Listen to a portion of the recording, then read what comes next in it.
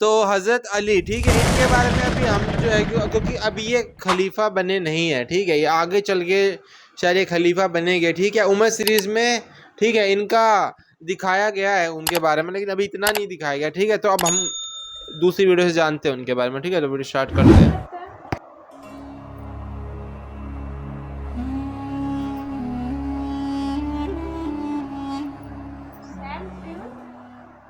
دوستو آج کی اس ویڈیو میں ہم آپ کو جس بہادر انسان کی ہسٹری بتانے والے ہیں اس کے بارے میں اگر یہ کہا جائے کہ وہ اسلامک اتہاس کا سب سے بہادر یودھا تھا تو شاید غلط نہیں ہوگا، کیونکہ یہ انسان کتنا زیادہ بہادر تھا اس بات کا اندازہ صرف اس بات سے لگایا جا سکتا ہے کہ بہادری کی وجہ سے ہی اس انسان کا نام شیر خدا رکھ دیا گیا تھا، جس کا مطلب ہوتا ہے خدا کا شیر۔ اس انسان نے مسلمانوں کی طرف سے لگ بھگ ہر جنگ میں اکیلے ہی وہ کردار ادا کیا تھا کہ جو کئی لوگ مل کر بھی ادا نہیں کر سکتے تھے۔ جس جنگ میں بھی دوسری فوج کو یہ خبر ہو جایا کرتی تھی کہ مسلمانوں کی فوج میں یہ بہادر یودھا موجود ہے تو دوسری فوج کے لوگوں کے پسینے چھوٹنے لگتے تھے۔ دوستو میں بات کر رہا ہوں اسلام کے چوتھے خلیفہ یعنی حضرت علی شیر خدا رضی اللہ تعالیٰ عنہ کے بارے میں، جو نہ صرف ایک بہادر اور عقل مند سپہ سالار تھے بلکہ ساتھ ساتھ حد سے زیادہ نالجبل انسان بھی تھے۔ یہی وجہ تھی کہ پیغمبر حضرت محمد صلی اللہ تعالیٰ علیہ وسلم کے ظاہری طور پر اس دنیا سے چلے جانے کے بعد جب لوگوں کو کوئی بھی سوال پوچھنا ہوتا تھا تو وہ حضرت علی شیر خدا کے پاس ہی آیا کرتے تھے۔ دوستو حضرت علی کی پیدائش 599 عیسوی میں عرب کے شہر مکہ میں ہوئی تھی۔ ان کے والد یعنی فادر کا نام ابو طالب اور ان کی ماں کا نام فاطمہ بنت اسد تھا۔ یہ رشتے میں پیغمبر اسلام یعنی حضرت محمد صلی اللہ تعالیٰ علیہ وسلم کے نہ صرف چچا زاد بھائی یعنی چاچا کے لڑکے تھے بلکہ بعد میں پیغمبر اسلام کے داماد بھی بن گئے تھے، کیونکہ آگے چل کر حضرت محمد صلی اللہ تعالیٰ علیہ وسلم نے اپنی پیاری بیٹی یعنی حضرت فاطمہ الزہرا کا نکاح حضرت علی کے ساتھ کروا دیا تھا۔ کربلا میں شہید ہونے والے مشہور حضرت امام حسین رضی اللہ تعالیٰ عنہ بھی حضرت علی رضی اللہ تعالیٰ عنہ کے ہی بیٹے تھے، اور یہی وجہ تھی کہ وہ پروفیٹ حضرت محمد صلی اللہ تعالیٰ علیہ وسلم کے نواسے بھی تھے۔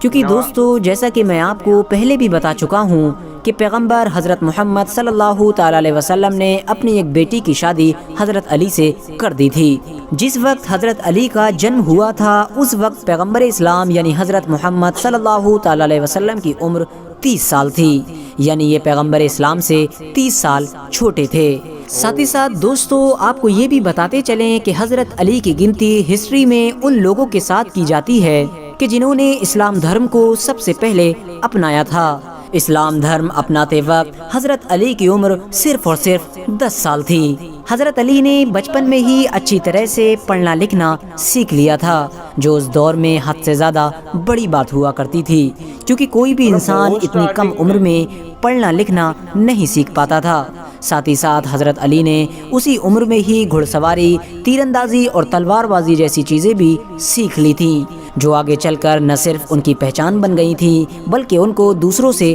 الگ بھی بناتی تھیں۔ 53 سال کی عمر میں جب پیغمبر اسلام یعنی حضرت محمد صلی اللہ تعالیٰ علیہ وسلم نے مکہ شہر چھوڑ کر مدینہ جانے کا فیصلہ کیا تو اس فیصلے کی وجہ سے دوسرے مسلمانوں نے بھی مکہ شہر چھوڑ کر مدینے کی طرف جانا شروع کر دیا۔ مدینے میں آباد ہونے کے صرف اور صرف 2 سال بعد ہی حضرت محمد صلی اللہ تعالیٰ علیہ وسلم نے اپنی سب سے پیاری بیٹی یعنی حضرت فاطمہ الزہرا رضی اللہ تعالیٰ عنہ کا نکاح حضرت علی سے کروا دیا۔ جس وقت حضرت علی کا نکاح پیغمبر اسلام یعنی حضرت محمد صلی اللہ تعالیٰ علیہ وسلم کی بیٹی سے ہوا تھا اس وقت حضرت علی کے پاس صرف اور صرف ایک گھوڑا اور ایک زرہ موجود تھی۔ حضرت علی نے اپنی وہ زرہ حضرت عثمان رضی اللہ تعالیٰ عنہ کے ہاتھوں بیچ دی، جن کی گنتی اس دور میں سب سے امیر مسلمانوں میں کی جاتی تھی۔ حضرت عثمان غنی نے حضرت علی سے وہ زرہ 480 درہم میں خریدی تھی، اور زرہ خریدنے کے بعد اس زرہ کو حضرت علی کو یہ کہتے ہوئے واپس کر دیا تھا کہ یہ میری طرف سے تمہارے لیے نکاح کا تحفہ ہے۔ حضرت علی نے ان 480 درہم سے نہ صرف اپنے نکاح کے لیے سامان خریدا بلکہ اپنے گھر کے خرچے کے لیے بھی پیسے بچائے، اور ساتھ ہی ساتھ انہی پیسوں سے ہی مدینہ کے لوگوں کے لیے ولیمے کی دعوت کا بھی انتظام کیا تھا۔ حضرت علی کے نکاح کے کچھ دن بعد ہی یعنی اسی سال مسلمانوں کے اتحاد کی پہلی جنگ بھی پیش آئی تھی، یعنی اسی سال مسلمانوں کے اتحاد کی پہلی جنگ ہوئی تھی، جسے ہم اور آپ جنگ بدر کے نام سے بھی جانتے ہیں۔ یہ وہی جنگ تھی کہ جس کے بارے میں آپ اکثر یہ سنتے رہتے ہوں گے کہ 313 مسلمانوں نے 1000 سے بھی زیادہ لوگوں کو ہرایا تھا۔ دوستو، اس جنگ میں بھی مسلمانوں کی جیت میں اگر سب سے بڑا کردار کسی نے ادا کیا تھا تو وہ پیغمبر اسلام یعنی حضرت محمد صلی اللہ تعالی علیہ وسلم کے چچا یعنی حضرت حمزہ اور حضرت علی نے کیا تھا۔ اسی جنگ میں ہی ابو جہل نام کا مکہ کا وہ سردار بھی قتل ہو گیا تھا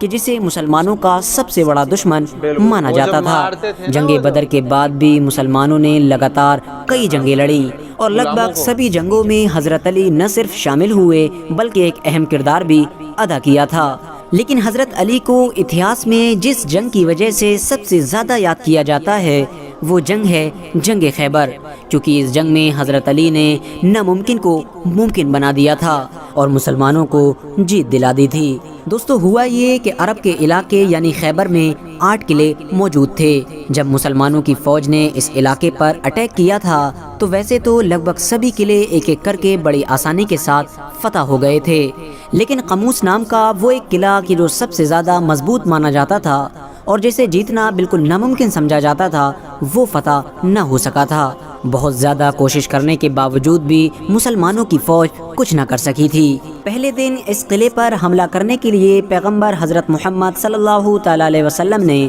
حضرت ابو بکر صدیق کو فوج کے ساتھ بھیجا تھا، لیکن یہ قلعہ فتح نہ ہو سکا تھا۔ دوسرے دن حضرت عمر رضی اللہ تعالیٰ عنہ نے بھی ایک بڑی فوج کے ساتھ اس قلعے پر زبردست حملہ کیا تھا، لیکن وہ بھی اس قلعے کو جیتنے میں کامیاب نہ ہو سکے تھے، جس کی وجہ سے اب مسلم فوج کی ہمت ٹوٹتی جا رہی تھی۔ لیکن پھر اچانک سے پیغمبر حضرت محمد صلی اللہ تعالی علیہ وسلم نے اپنی پوری فوج کو جمع کیا اور پھر ان سے خطاب کیا اور اپنے لوگوں سے کہا کہ کل میں اپنی فوج کا جھنڈا ایک ایسے انسان کے ہاتھ میں دوں گا کہ جس کے ہاتھ پر یہ خیبر کا قلعہ فتح ہو جائے گا۔ اللہ اور اس کا رسول اس سے پیار کرتا ہوگا اور وہ بھی اللہ اور اس کے رسول سے پیار کرتا ہوگا۔ یہ سن کر سارے مسلمان خوش ہو گئے اور یہ خواہش کرنے لگے کہ کاش کل یہ فوج کا جھنڈا ہمیں مل جائے۔ لیکن اگلے دن جب صبح ہوئی تو پیغمبر اسلام یعنی حضرت محمد صلی اللہ تعالی علیہ وسلم نے لوگوں سے کہا کہ حضرت علی کدھر ہیں؟ یہ سن کر سب لوگوں نے بتایا کہ وہ اس وقت حاضر نہیں ہیں کیونکہ ان کی آنکھیں دکھ رہی ہیں۔ پیغمبر اسلام حضرت محمد صلی اللہ تعالی علیہ وسلم نے کہا نہیں، حضرت علی کو ہی بلایا جائے۔ حضرت علی کو ان کے سامنے پیش کیا گیا۔ پروفیٹ حضرت محمد صلی اللہ تعالی علیہ وسلم نے حضرت علی کی آنکھوں پر اپنا لعاب دہن لگایا اور اس کے بعد فوج کا جھنڈا حضرت علی کے ہاتھ میں دیا، اور یقیناً بالکل ویسا ہی ہوا جیسا پیغمبر اسلام نے کہا تھا۔ حضرت علی نے نہ صرف کچھ وقت کے اندر ہی اس طاقتور قلعے کو فتح کر لیا بلکہ قلعے کے اندر موجود مرحب نام کے اس پہلوان کو بھی ہرایا تھا کہ جس کے بارے میں پورے عرب میں یہ مشہور تھا کہ وہ 1000 لوگوں کے لیے اکیلا کافی ہے۔ یہی وجہ تھی کہ کوئی بھی انسان اس سے لڑنے سے پہلے ہی ہار مان لیا کرتا تھا، لیکن حضرت علی نے اس پہلوان کو بھی ہرا دیا تھا۔ ساتھ ہی ساتھ حضرت علی نے اس جنگ میں خیبر قلعے کے اس دروازے کو بھی اکیلے اکھاڑ کر پھینک دیا تھا کہ جس دروازے کو 20 لوگ مل کر تو صرف کھولا کرتے تھے۔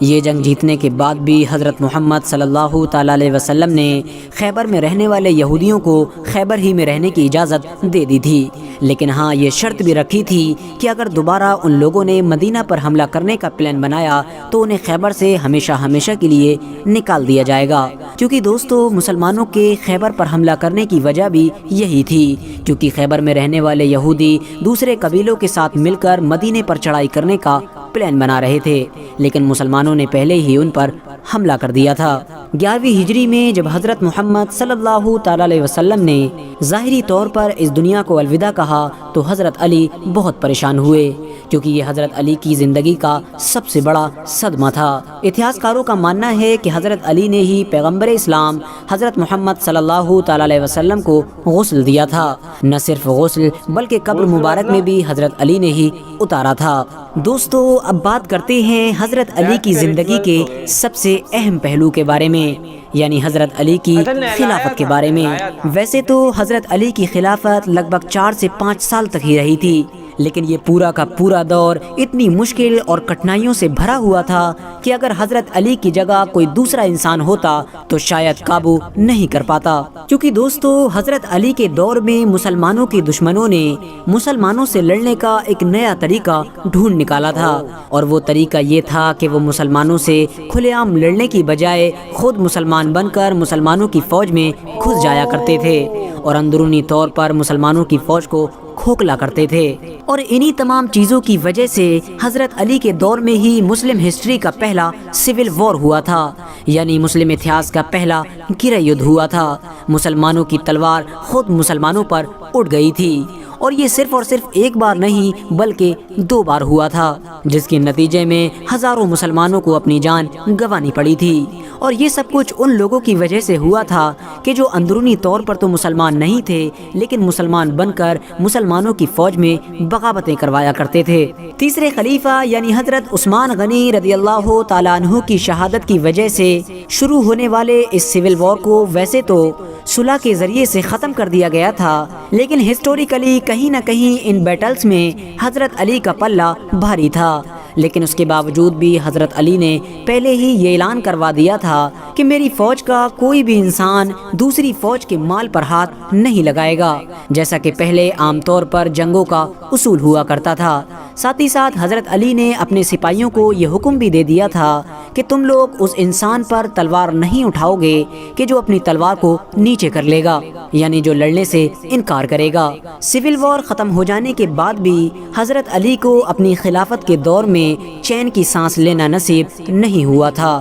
اور خارجیوں کی طرف سے سازشیں لگاتار بڑھتی ہی جا رہی تھیں۔ ان سازشوں کی آگ اتنی زیادہ تیز ہو گئی تھی کہ آخرکار ایک دن جب حضرت علی فجر کی نماز پڑھنے کے لیے جا رہے تھے تو عبد الرحمن ابن ملجم نام کے ایک خارجی نے حضرت علی کے اوپر حملہ کر دیا۔ یہ حملہ ایک ایسی تلوار کے ذریعے سے کیا گیا تھا کہ جو زہر سے سنی ہوئی تھی۔ حملہ کرنے والے انسان یعنی عبد الرحمن ابن ملجم کو فوراً گرفتار کر لیا گیا، اور حضرت علی نے فوراً اپنے بیٹے یعنی حضرت امام حسن اور حضرت امام حسین کو بلایا اور ان دونوں کو یہ نصیحت کی کہ اگر میں اس زخم کی وجہ سے شہید ہو جاؤں تو تم لوگ بھی میرے قاتل کو قتل کر دینا، کیونکہ ہماری شریعت کا یہی حکم ہے، لیکن اگر میں اس زخم سے بچ گیا تو پھر میری مرضی ہے، میں چاہوں تو اسے سزا دوں یا پھر معاف کر دوں۔ دوستو اسی دن حضرت علی کے ساتھ ساتھ حضرت امیر معاویہ رضی اللہ تعالیٰ عنہ اور حضرت عمر بن عاص کو بھی شہید کرنے کا پلان بنایا گیا تھا، لیکن خوش قسمتی سے وہ دونوں لوگ بچ گئے تھے، اور حضرت علی شیر خدا رضی اللہ تعالیٰ عنہ اس زخم کی وجہ سے شہید ہو گئے تھے۔ جس وقت حضرت علی کی شہادت ہوئی اس وقت ان کی عمر لگ بھگ 63 سال تھی، اور یہ مہینہ رمضان کا مہینہ تھا۔ فی الحال دوستو آج کی اپنی ویڈیو کو ہم یہیں پر ختم کرتے ہیں۔ ویڈیو پسند آنے علی کے بارے میں اتنا جاننے کو ملا۔ عمر سیریز میں تو کیونکہ حضرت عمر کی سیریز ہے تو اتنا ابھی ہائی لائٹڈ نہیں کیا گیا ہے نا، لیکن اس میں ہم کو اتنا جاننے کو ملا، ان کی بھی کوئی الگ سے کچھ ہو جس میں ہم دیکھ بھی سکے ہے نا تو وہ بھی بتانا، ٹھیک ہے؟ باقی کتنا کچھ جاننے کو ملا، ٹھیک ہے؟ اور جیسے انہوں نے بتایا کہ لاسٹ میں جیسے کہ قتل کر دیا، تو میرے کو بتانا عمر سیریز میں وہ آئے گا، وہ والا واقعہ آئے گا؟ ساری چیزیں آئی ہیں بھی دیکھنے سے، نہیں وہ حضرت عمر کے اس سے دکھائے گئے نظریے سے ہے نا، وہ ریئل دکھا رکھا نا جیسے وہ حضرت عمر کے نظریے سے ہے نا، اس لیے میں کہہ رہا ہوں اس میں بہت ساری وہ زیادہ تر یدھ میں چل رہی ہے نا چیزیں، وہ اور ادھر ادھر کی زیادہ چیزوں کو فوکس میں نہیں ہے اس یدھ کے اس میں، ٹھیک ہے؟